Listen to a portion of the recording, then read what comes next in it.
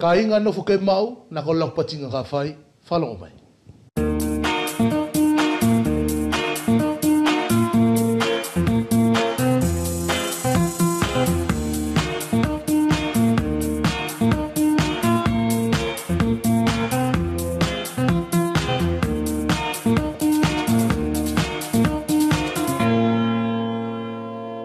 Ka inga ina no anga o le to e whilawe mai mo koutou ki le wasafo le nei e to e awatua e whai ala whakapa apa. Malo le no anga ri o koutou kataki ti mo le to e whai mai o le ni whilawe ki le nei a wasafo o. Ko mariri e whai lao le misi o lako pati le nei tatou ka inga ko le nei ka kamatatu ki le no anga o le fia masau ki le temi ari ia ko se tukutuku matua e tou whataskia i le whiawhi nei ti mo le potu le nei o soane wholau tokotahi mamata mai.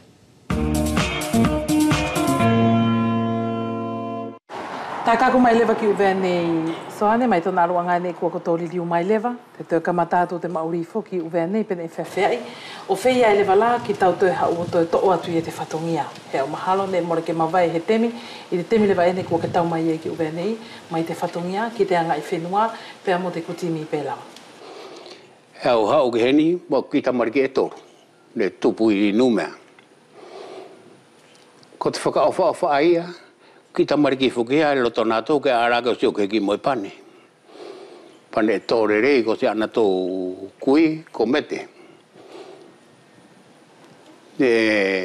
No foi te o tere ngā oi o tere i a whena. Si matua, si tatua ke mohe ki foi pane o tō tamariki. Ki toku mauri, au matakowi e hau more au whimari. Ki te whetoro si aku matua te hao te whainga o te maori taku utamariki, ka more au ino, ka more ka au na whono au. Ki ta pango pe, ki te tai, ki te ngelu, whakaaru ia, ne more au tau ilo i whukahau tangata ngelu o hifu. Te ngelu. Hao te ngelu ia, ko tapu te karoro po uri. Tapu mai te karoro po uri, ko te hila. Ka oaru au karoro po uri te hila e mailangi. Mahina. Ko te haharu pēa ki si utamariki. Ki se ana tōu. O hoko mai ai pēa mo tōu ki ngāu ani tō mai ki tato tōu ki moto. O hoi au aru o whaipiri ki wharareu. Aru o sofe ai. Mora au whaafi maare tō ki tongi more whaunga. E au kani anga takungiru. Hoko mai mto ki sosieta ni hao oranga ngāo i uwea nei. Pea aru kea kumi ngāo, au paku pe ki te maut ki ngāo. E au ngāo e lai te mesi ko te u konga furifuri la ani kua tokarere nei uwea nei ki takau ai. Te koretai o te ara? Koretai o te ara. E au kau ai. Ne ki ta tau mai moreheme a fo o ia pa moreheme ai a whai ngata. Ka kosi o koutou whokitemi. Ko he ngoi a koutou te kai umu ko te whatongia. Moro ko he whatongia te kai umu. Ka pau ko he aha whakamanatu. O he parokia. E ke whai hau umu moro ko hau whatongia. Ko te mōranga a au, mo toki whamiri. Ki te huwhanga a ia whakamanatu tōna. Ka kua tō pēa koutou te mea furifuri, ko te whatongia. Ko ia e mama whai a ia koutou te whatongia. Ko te mia e ki te whatongia ke a mātou, ko te hua pēo te ara. E tau pau te ara ia e te koro. Pea kau te ki koro ia ia ane tō tau pau te ara, kua sio te langi aki, pa ko te pure koro, wahai i api, wahai tangata te ara. O ke tau pau koe ta au whahai. O whaia mo te whai o te āmatua. He ne a whuki tō pokai, ka mawai ke hiki tai. Wahai i te a, tau pau tau a, na tau moi a, na a. Ake whetoroko i te tā kau whuki koe, awe o punu ta au moi a. Ko nara te aroa ngātou mātou mauri si te mea e au whakahatu whetu. Ko ni pele wasoane ko whakahau pēia te temi, mo te whakahau lewa o te ulelei o te mauri ani. Hange la ko te neti ko tahi ukonga e whara ke tokoni e ui pe whoki e tokoni, pe whara pe ke tau toi ui, ko ni nunua whoki aia. Kai o manaki he ko ni ko lalahi lewa i e tau whanau, ko ni mo te whangamoko puna, mo te whangamoko riha pēla. Pe ko te alewa lai e tau whahinga sio, ki te temi mauri whoki aia, a ni o mātou i te temi ani, pia mo te temi whoki ane e kotou wheu ke ai, o whea e pele wala ki te temi e whara ke mau atu e o kotou moko puna. Te aroanga te whehui ani. Te aroanga te sio atu ki mua. I te aronga ta aku whakau toko tahi au na whaare tuania. Te hoko atu.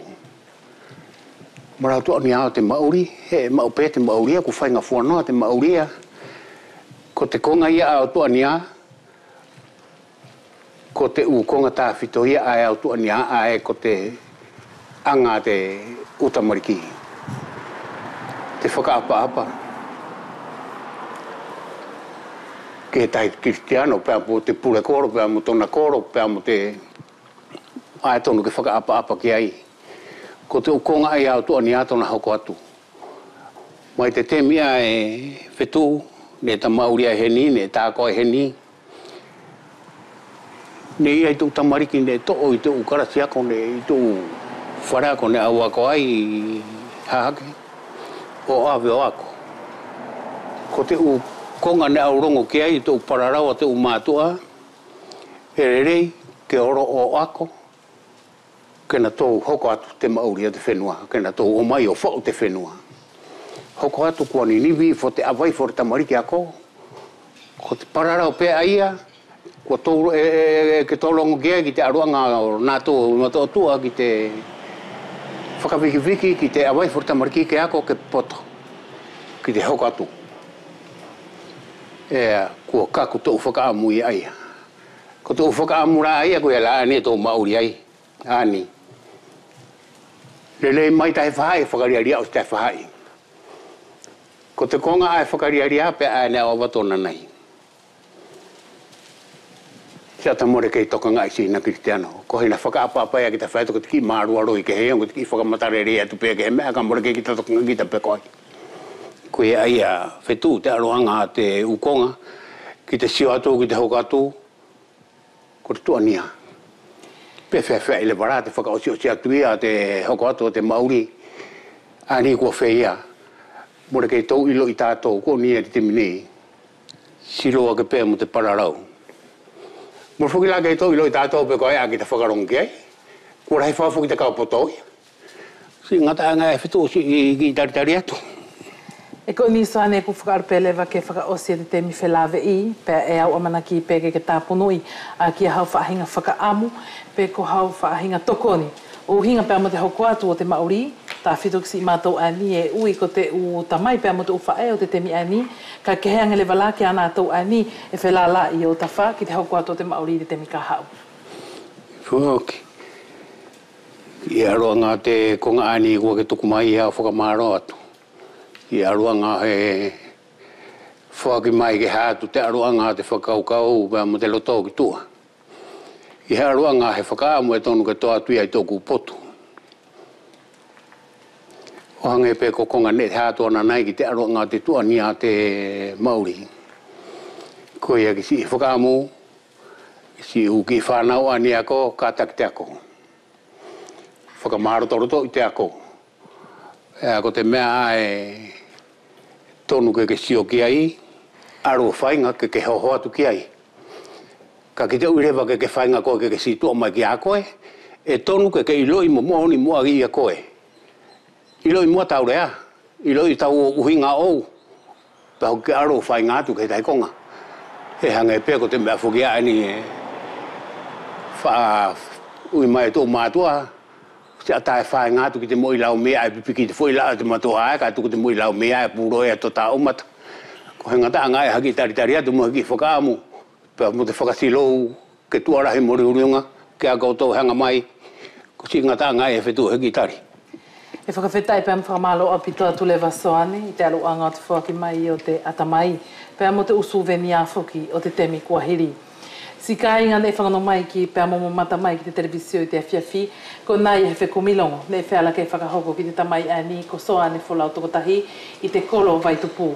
E amanaki e te roton e wheala kei kuto mo vaenga i te whai whakamatala ani, tau i nei mo whātu e kuto te whakatahi mai pēr nei, ki te ua hoka mai.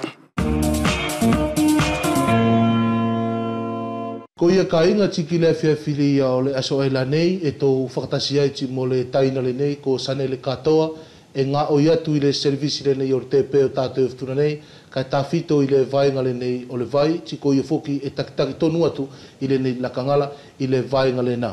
Ko le kongari e whawhi mai ai, le potu le nei o nala ke tau lau pati mo ia le whewhila, ko le whio masau tā whito ki le anga o le taki anga vai o tātou i furi i futuna nei, ngāne e furi ko kau ki ai o le vai ki ai, ti whawhalaki e foki ka inga ki i alo nā whakaau ti mo ngā o ia la ko te whaifoki e whaksoki ai, kai tā whito ak whaifoki, ki la whaifoki a whainga tā ia, ko i tau a whai mo tātou i le lakakane ki le vaila, te tau whai i whenua la sila, o kakuai ki le motu le neo tātou mei alofi. Ko ia sanele, whakamalo atu, malo whai le no angari o lau kataki, tuku ala o maua, kai ke whakaku mai ki le nea kāinga o tātou i le nea whiawhi. Aro aposio, rua ki e whamalo whai, whawhetai ki e tuku atu ki potulene i o koutou furi e ngā oilene i whale talalongo tātou. La whamalo pompongi, la mo la whakaalo whawhai ki potulene i o koutou, le no anga o le whakawhi ki konga le nei. Uinga whai mo le nei a konga kua soko le whakawhi afi ki potulene i oku le nei a pompong. E kau angalo ina sanele, ko lo tangatala foki e whaamari ki le ngā tau ngāne ala, kai kau whawhetai atu ki ria lau loto makeke, ke whakaku mai, ke tau whakatasi le nei a whiawhi. Kongari e sanele kau whianga o whātu ki le potulene o le tai mari kuko e takitaki tonu nei, ki le whakatiti o ria ki le vai o tātou eftua neila, anga mo te whakamanatu mai le le whewhila, a ngane e furi pe ko potu whenua furi o tātou eftua nei o kako ki alofi, hua kaku ale vaila ki ai. Alo aposio, ko le kongale nei kua kaku lau whalabrawe ki ai, rua ki e whakamalo whai ki lau potura, kai ko kongale nei kua whai mai lau visiri ki aila, matala whai ki le kāinga furi tātou ftuna nei, e tōna ftuna nei, ko tō li ua e lima i ftuna nei, e whakaaonga e potuleni o mātou i te pēra, uinga whai ngana whawai vai le ia, uinga mo le kāinga o tātou ftuna nei. Rua ki ko le vai le ia tu atafa, li ua i ngā lori. E whakaaonga i e mātou ki le potwhenua le nā tu atafa, o kakumai ki tawai. Iyo. Ti ko le lua mai o li ua tātou e whakaonga e mātou ko li ua i leawa. E whakawai e ia a leawa, monuku, vaisei, fiua, toloke. Whakolo furi ana e kau furi rātou ki le li ua le nā i leawa. Ti so mai ki le li ua le nei kalevleve, e whakawai e ia le loptari, mo kalevleve katoa, mo laulua, mo potu le nei fungatonga. Iyo. Ti soko atu ki le li ua o tātou i malae, e whakawai e ia a whakolo furi o alo, a koria, mo ono, mo malae, mo tawa. Ko le so atu ki le vai sisia, le vai nena sisia, na whakawai e ia le whaseko la whai rea sisiala mo le konga whenua le nā tātou i sisia. Nai whungalo ata. Whungalo ata. Kai le teminei whai matala whai na koto tio i te visiola, na kua te whakapiki atu ki ai a soa, mo altafa, mo konga whenua le nei o tātou i vele. Lātou furi anā kua papiki furi lātou ki le nā vai tātou i sia. Iyo. Ti ko le konga le ia i potutu a tātou e vai furi lātou me i anakele. E whakawai e ia whikavi, mo olu, mo tamana, mo poi. Iyo. O whakakaku mai loa ki motu le nea tātou i alofi, e so ona li ua ko le sosoni whai. Ka e pāmu whai e mātou ki masini, o ave ki lona whātane e tu ki alunga ake, ti o tufaki whai i alofitai. E nā whai aposi o le matoanga mo se whatatari e tuku atu ki ni e konga kua ke wharablawe mai ke. Whakamalo atu sanele, ki le noanga o le whakakato furi mai, a le noanga o nei taki anga vai furi, kua fia ino ki eti o matala furi ki le kāinga. Kai sanele, i nei furi ali ua ko tu anga whaongai pe ko tu uti, ke whakawai ai, mo ke whakamauri ai ka kai furi le neo tātou ftua neo kaku eti mo alofi, e kua oki furi a ngā oi na ko tu anga o whakatutu ke whai furi ki nā furi tu utira, o whanoa eti mo tui ori e ko tu anga o tataki mai o ave i le ngā nea nei e mauri ki ai al whenua, pe ko ia i ni i ki a tu uti, pe ko ni i ki a taki anga whai, ko toi ni ngā oi ke ko tu anga whai whakaoki o kisa elki. Aro aposio. Ko matala whai ki te koe na o kau au whai whuki le tūlanga le ni, ka ko tu uti furi ane kau anga whamatala atura, na tupok whai whuki au la kua tuua i ki tu uti. o whakaonga tataki mai ngā oira e la na mumu atu. O kaku mai whai na o kau tataki mai whai rene ia potura me le lua whakam fitura. Ko ia ko tu uti furi ane e sua atu aura ko tu uti a whea whai. Ko ia le ia e na whamata ura e lau whai ke toi whakafo ou. Tari ko tu uti ku kau tori whetu u whokiro na whaksa ele mai. Ku fualo ai. Tiko i whai aposio. Tiko na tu uti le sanele e koi mari whai la ko tau tio i rene te mina? O kolonia i rene te mina. Na lau i le nā te mira, na whatutu ua nā tu tira ki le whetu o kautoru whai ti oki. Koni e lo tātou whakakakai mai o api maira. E tonu ke toi whakafo o utari ku lasi a vai ala e saura. Ko ia le ia e ngangala pe tu uti malae. Ko nā tu utira ku tonu e ke toi whakafo o. Ti e kutu nei ni tosi tālanga ni o tosi ngā oira. Ko ngā oi furia nā ka whakasoko. A malae whai pe? Malae mo anakele. Mo leava, uti leava. Iyo. Sanele, ka kone ia ale no fola foki, e matala ku o kia tūre fia ino ki le taki anga vai furi o tātoura, ka tā soso mai ki le no angaria o le kongaria ki lo na whakaongaira. E tio vai foki au mo longo, e tau kole mai foki mo koutou, ki le ia le whakaongai le kakai o le vaila. E maua le vai whatura nei, ka e te pati mai vai foki i muri, e te lasi mo lo na mau maui. Ano pasio. Ko ngale ni kua kakulau whalablawe ki ai. Matala whai ki a tātou furi le lakanga nei.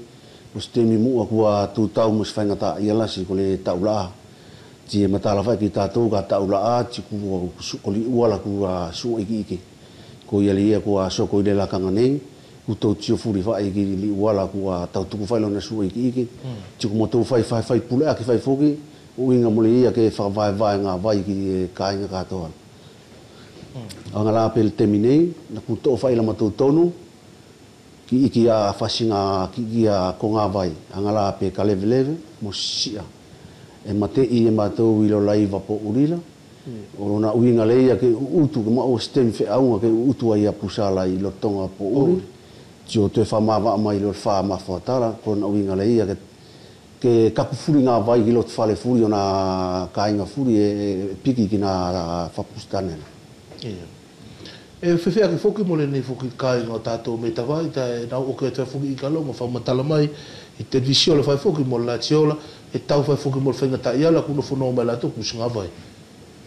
Aro aposio, ko konga le nei uinga mo le konga le nei ki potu i tawai, ka mana ki e sim whai kau tari whaanga tonu atu ki le nā le vesirila, tari e ko le vai le ria i tawai, ko le vai la au me tu atafa.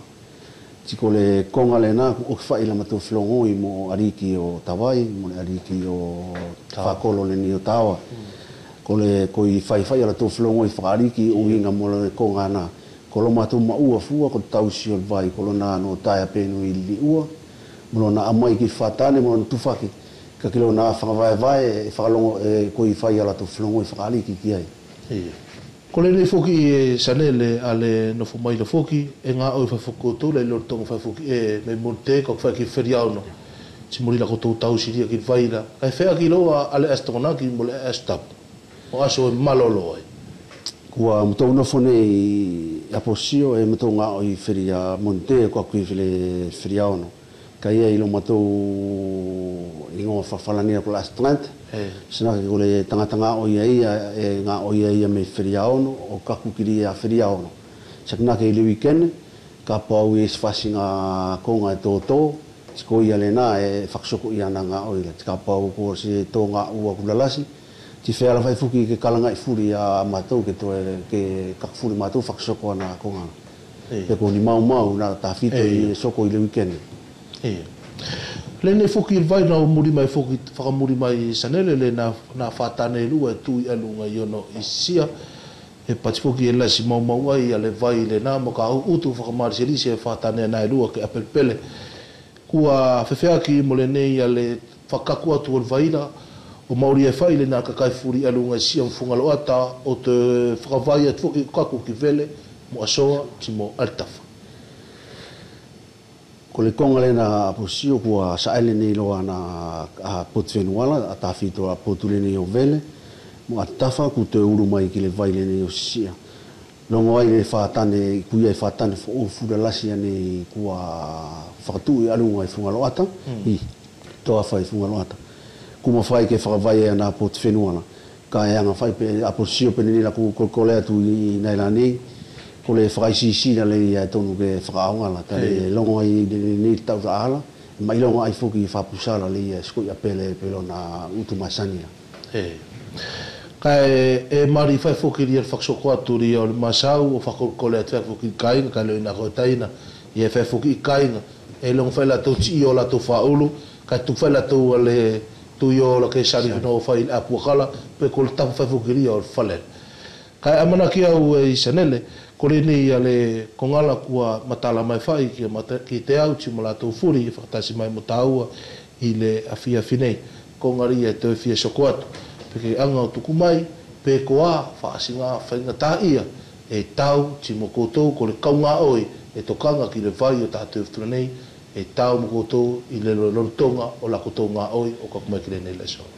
Ano aposio ko le konga vai tasi kua tau mai matou i le lakanga nei ta fito ko le vai le kumatou fai foki e matou tok fitu si e matala fai ki te koe ko le na to fitura ko iki matou ku sko fa aunga fuki le ano ki pale ni ki utala sa ki na ke fai ko nga oila ku fai fa ele doktoru li ya le pale ki uta ta fito li le no fa me a la tu uti mo ka lasi atonga ko le konga fai le na ta sigu a fa na ta ai ke matou ku tonu fai ke te frauru te fai as frauru i ta fito ki le potule nei fa nga matou na e fea ki sanele ni atu uti a fea na whakaunga i mua ti kusko i whakaunga le ni lakanga kusko whai e ke whakaunga ke toko i e fuke ki ngā vailo mo ka pau pati e ko ngā vailo kusua ki le ni lakangala o whailapele na altu uti intu a fea ve palapula.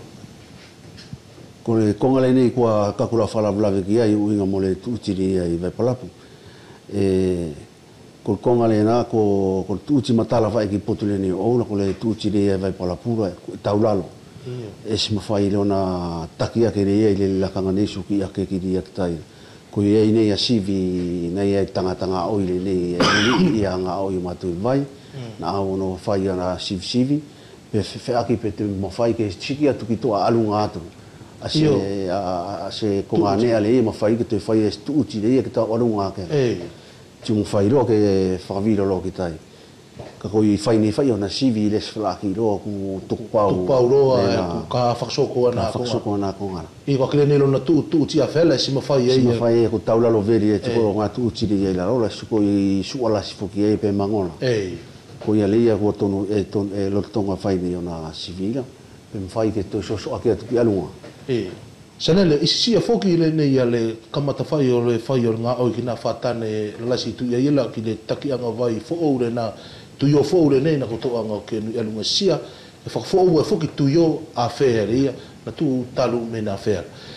E iai whafoki ki whasoko e tu nei sia ko tu nei whea e whasoko la ia whala la nei whai me na te mina e kisi tau e whasoko nei ngā oi ki e kolari e tuwa iai a le whakaoki o nā ngā oi ko tu tau iai ka e whakatua ni foki ki le whenua ki rio le whenua i le poturia o lela. Kore konga le nei kua ke tio vai si a e tuu konga ia ira.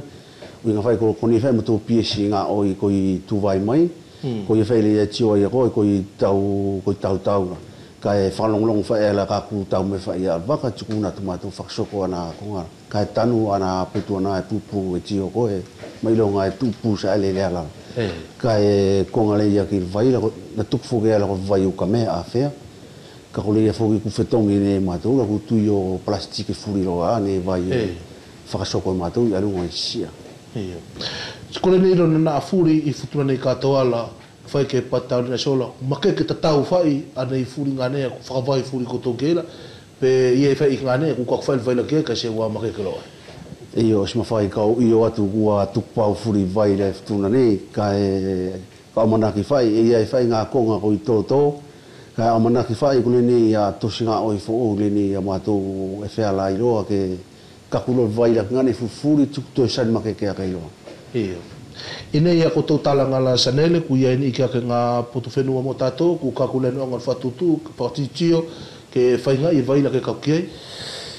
ko le konga le ni ko kakulau falavlave ki ai ta fito le potfenua le nei poi ta e matala vai ki to ko e ko le ko fenua le na ko vai fa elemel tu tira o au e so fa pustane e fa pustane a fe ana fa tu i poi ka kusko e fa nga i le temi tiko konga ku kakuro na sivsivi ki ai ko vai la loka to siksiki atu ki alunga atu tira ka to tuku ki alunga i ana kele ti awa e mea ko fa tane la loa e whakatu i oru, i alunga i oru. Ia. Ke au mai vai la ave ki ai, ti o tufaki lo mea i au ki poi, ti e wat whaanga ki whikawe. Ia. Ti toi whetau furia mo tui ori ke taki mai. Ke taki mai e mea ai. E kaku mai o ki awa. Ki avala. Ko konga furia na, ku amana ki au ka whakasoko ana ngā oira. Sanak whai mua, ko le whai fuki ni, e sola ka katak vai. Kataki vai. E la whai ni whai whetu kaula. E whea vai ni whetu ka aula ku ka mata whai ana ngā oira. Ka ku wawe whai kainga. Kai sanele e iai le konga e kau whia ilo atu ki le nei a le potua oura. Ko le nei foki e matala ko le nei kua takitaki i taununga tu ia a le vaira i le nei a le lakangala. Uruaki, tako se konga na ke amanaki stem, e kaku lo tangatala o takitaki i se vaenga wanga per vaenga le nei kol vai, a le nei kua tamasau o koe noftonu iei. O aposio, ko le konga le nei aposio ko kakula whala vlave ki ai, na se amanaki foki lo potura e kaukaku lo se aso ki se tūlanga whaneki, ka e na kamata whai foki aula na uru mai whai aula o ngā oi whai pale ki uta beni whtaina ni koi whaksoko i ngā oi matou, mo sau sa e leo vai, mo no termuti sa e. Ko le whai lea no te mina, mo le whai ale pale o te mina, o whakaoki o ki whai nei o masao atu le taina le ia na taktaki i mātaura, ka e tupu mai ala tō whalala ki le potureni o kura le ne whai kua kakui le ai ni kua tamasau i la sone ke. Tikule nei lau takato ki ai la sanele ke tio ko se la palasi e whangawhie, whangatā, mamafa ki toko e wheake.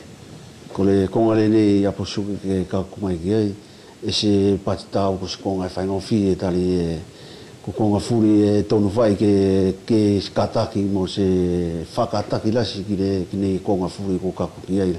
Tali e amanaki au Apollo, ko le mauri rio tātou asfuri da ka e whalongo le ki le potureni o mātaura ki o na whawae le asfuri. I le nei la kotono fola sanele e toka fia koutou e ta fito la tau ngā e whatasi mo koe ki le poturi al vai le i o tātou leftroni i le nā servicio koutou. Ko le vaenga le nei o mātaura e mo tō toka fitu, mo so ku soa ngā o i taina ngā o i oku na o uru mai vai foki na o whakauru mai saro kua fitu kātou vai foki. Ke soa ngā o i mo uinga mo le whaito o i o vai le ia e toa manaki ki ai.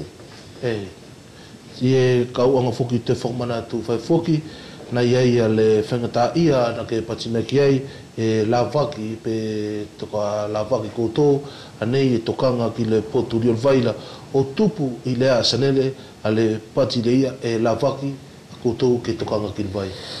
O e tupu whaila ko pati le motou la vaki ki ewe i le tari e matala mai whaikura na lau atu e au la posio.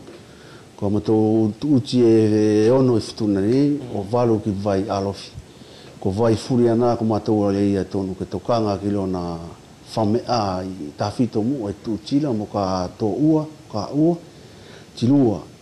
Tausi mai o tui o le nai au me li ua au ki pustane, ti au me pustane o anu ki tufaki atu lia ki lot whalela. Ti so mai mono na whamea o pustane, na ngā oi furi na e whakalong furi ki poturene o matou.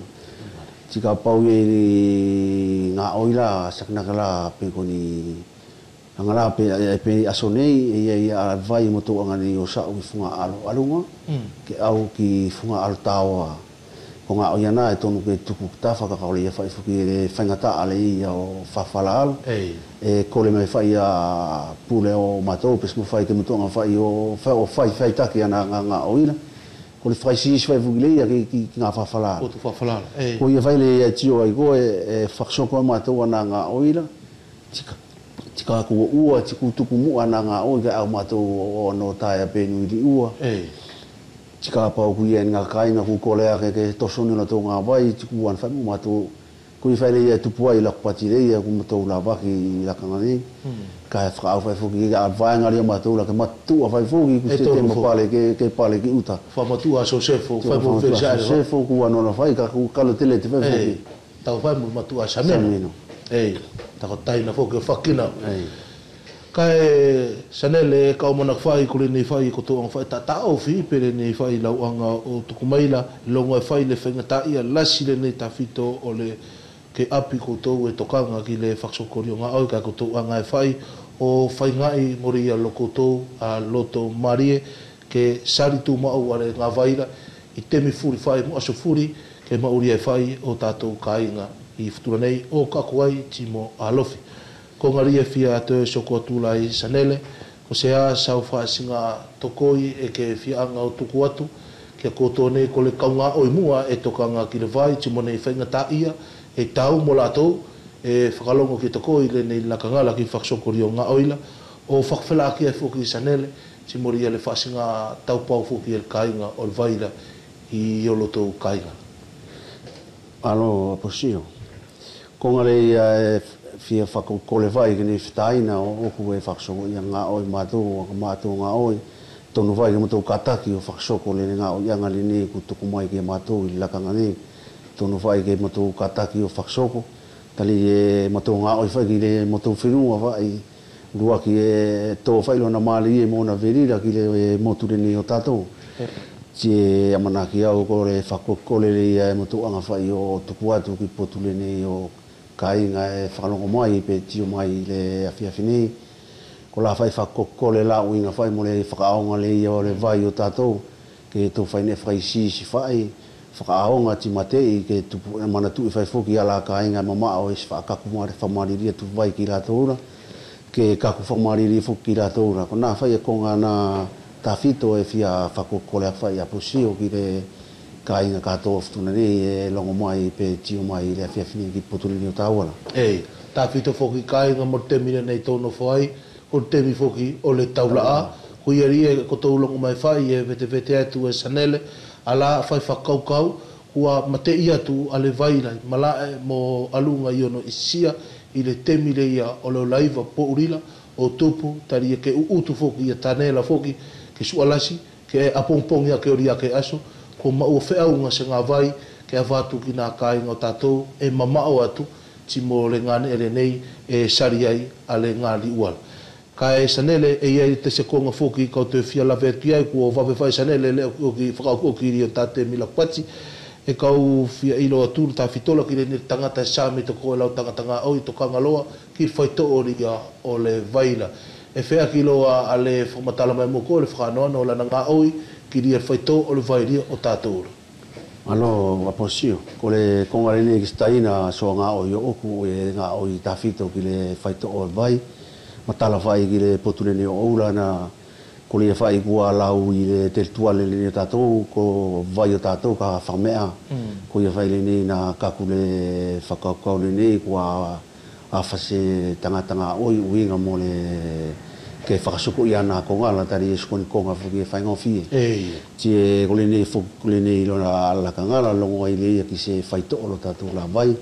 Ka kua au wha e toko ngā au ki potu le neo oku, la kosena ke ko ia leia teknisian e whakapapalangi la koe ia leia ko au mua whatitio ki vai ki whire ki la tāwhito ki ni vai o mātou e pamasini ki la palato tua alunga. La kare e tau alunga. Sina ke ko ia le kologu songa o ile na kua ko ia le na ku whatitio ki na kongala. O tartari whakatartari vai ki le temi kua kaku mai eia temi whatutu ka whaito oro ka vai o tātou ka whamea. Ka kututu vai le sanele o le ali kututu vai lai.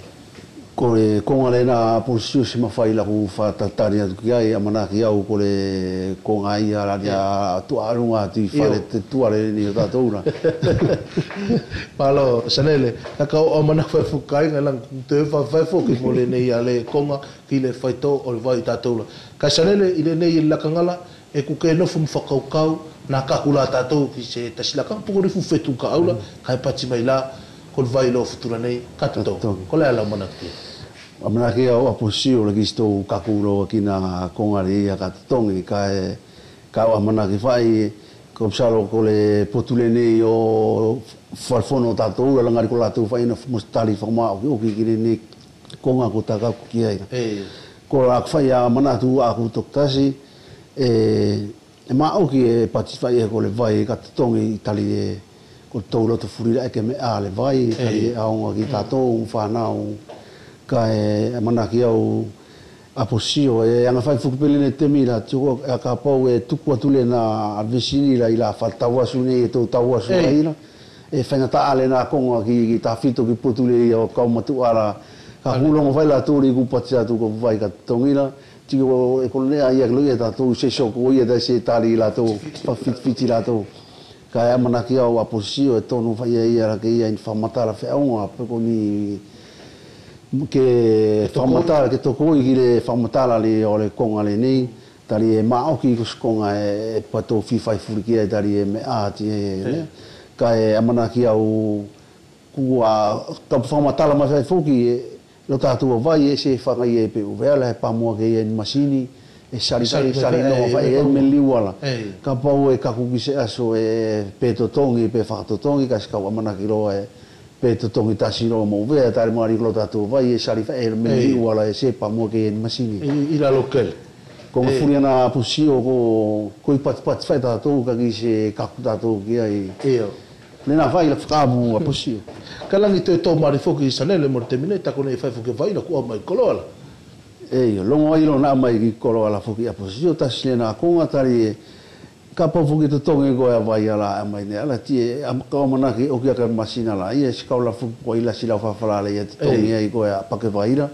mo la fa fala le ka tonge ai go nga vai le nga masina to lu ti o to tonge go la sanele fa ki mai ko le asau to koi fa la si ke ngo tuku ki le nei le konga ko le vai aria ko le konga ma uinga ta fito ki le mauri rio kisteno ko ngale ne aposio ko es famila kuro ia kua noftatu tatu mauri malam nei ko tatu le urua ki ko vai tali ko vai au ngai ki tatu tem furi to ngai fa au vai tali e nu tatu fai furi e mo ko furi ala to mauri as furi ki ai ko ia le aposio e fa ko kole ai vai ki ni ka inga furi e longo mai la matu fa ko kole vai e fai as furi ke to faine faktasi ke to nga faktasi ke to faisisi ta fito vai aposio ile tem fainga ta ale ni ku to tau mo ia la kanga nei ale ni tau la agua ka kumai e to no ke to faine fakate te fai aposio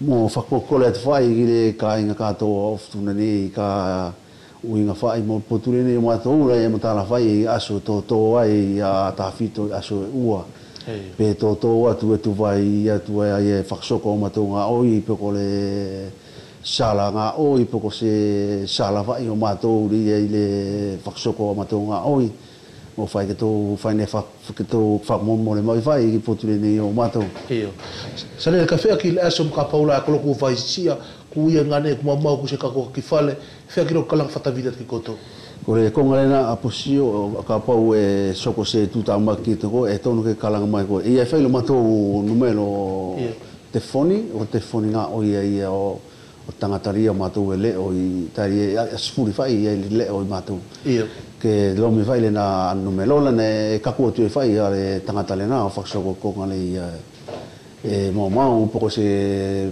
potu to i le fale tin fai sana ke nga tuku fala wate me mo le na numero to anga mau tatau atu ko le numero telefoni na matou ko le astrante ko le kauval tutoru ka totu valu ka furu pe ko le numero le ya oku kauval tutoru ka totu valu ka futu prima o ko to longo me kai ko na numero mo ka pau e fai atu kai mau le vaila ingane e ko to no foi ka le kise ka kotu astasi ile kaunga oire nei ala to sanele e tokanga ki le vai tatou ko to kalanga mai ki ka o mana ki sanele ua kato le no anga le o konga furi na ka ofia ilo ai o winga ti mo le kakumai o le ngaoi ti mo le whaaonga whainga ta ia o le vai o tatou ftura nei o kakuai ti mo le motu o alofi ile nei ale a fiafina ko ngaria ko to ke fai tura sanele la whawhita e whai mo le whakamalo ki lo tangatala i le no anga rio lau whaktaulalo ka ke anga toka ngai ala kolkole ke kakumai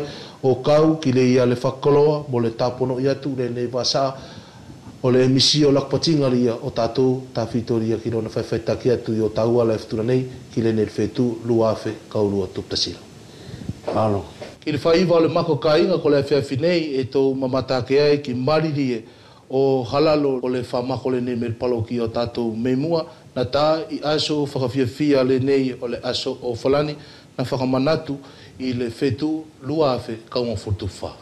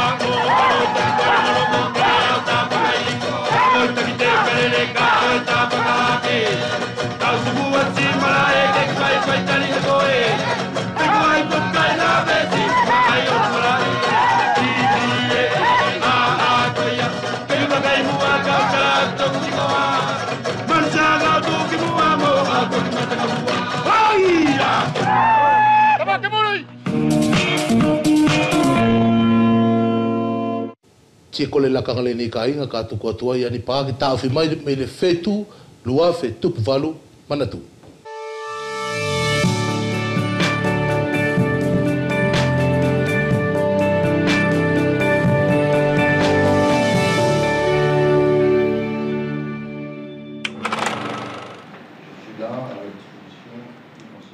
Toko fito ena tau whawhau te whanotake o te terituare. Te uari ki hau e taurua uvea mo futuna, kala ki valu, toko taurua te whono terituare, mo te kovana ai prestai te whono aia. O au mai ki te teminei, e kumi pēta na tau manatu ki a whakat utu ufuri, e tonu ke tālanga i whare whono. Ta tau wai pe e whakamooni pe e kailoa. Ka ko te kovana toko tahi pe e wheala kena whetongi pe e whakamooni ki ai. Pea ia tau kuahiri ne ku whaia he manatu, ke whetongi i hivaenga le kula te tohi lao, ka ne toko lahi nā tau, ne whakawhisi ki ai. Ko maua kau paralau. Maua kau. Wai ei tau mea ko autu ania. Tā ku unofo takotahi mo tā ku unofo au nofo pepe au wakaisi aku pepa mune au ko autu ania. Ia te temi ka hoko mai. Tu mea ania whelau kisi i kau tūpuranga, hu whakite. Ke kotou lawai. Te taki o te tau whenua, pē mo te pui o te mea ni ko tau whelau ki ai, ko ta tau ngai whenua. Tahi potu e whakaamu ki ai, ka whakatonu he vanga le kula o te tohi lao, e maua ke whakawhelongo ki te whono, te kau ari ki mo puleanga, potu mo le whau tahi ki ai te u whakakaukau. E nofo ne te tau terituare, mo le he whono whakakowana. He ki vote i tātou, a tonu ke vote i te whono. Ka whono pē te kawana aia, pē mo nātou ae te kauariki. So o hamai ai ko tea e pure pe te kawana ki a tātou. Ko te mea furi e whai te rituare, a ki te statu, te tohi lao o te onong furumatahi, ne na hanga o tō furi te o maro, whakawhenua. Ka e pure furi te kawana ki a mea furi. E au iloi ko tako paralau ani e whiara ki mama whakeni, mo ko pau e na tō lau e more whiara te whahe ani ki hoko, ka ko te hoko mai ai ato te tō maori o mai ki te ahone. Ko te hate mea tonu ke whetongi. Whetongi mua, ia te tohi lao. Te uwhakatūtua te tohi lao. O tukuanga la, he no whuanga te kauariki. Ke na tau whakaao ngai o na tau marohi, mo te utaranga e whai. Ko te tahi lewa pule aki e hamai te utala manatu, ke muri e nā tau o te whono whakakovana, te utalanga furi e whai te whono whakaterituare. Ke na tau ilo i katoa ai, te uwhakatuutu ai tālanga ai, mo ai whakamooni, pia mo ai whoki e tonu ke toi whakasiusio. Ko mariri e ka inga o le whamasoro le nei whetu o le moana, ko le nā ka anga o sua i atu, a loto lau le nei e ingoa ko le lau pofisi.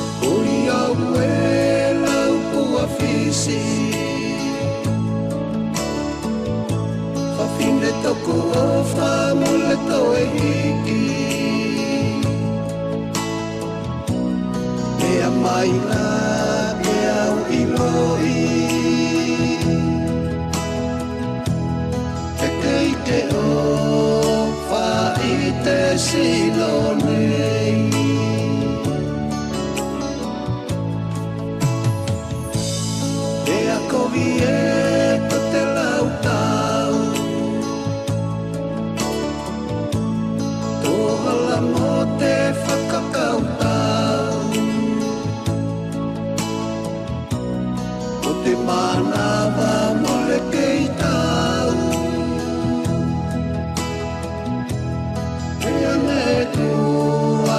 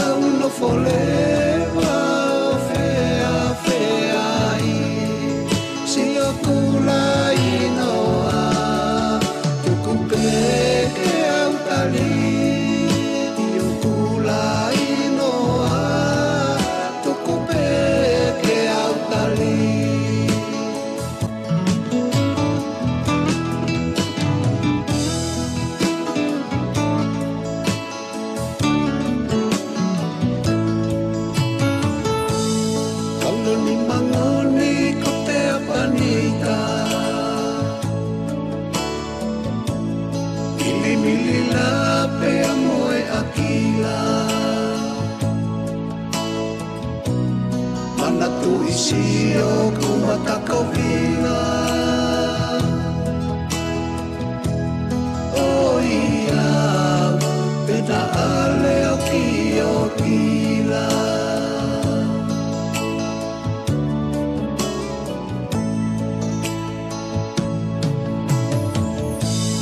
kau hiva no pela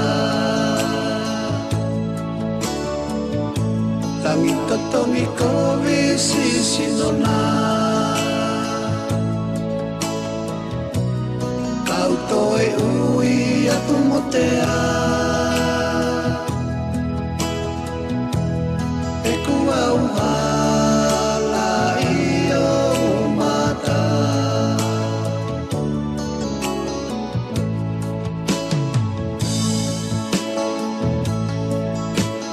fine no fola poto lelei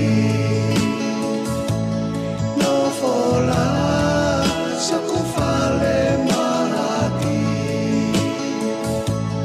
kau no fole va fea fea i si okula inoa tukupe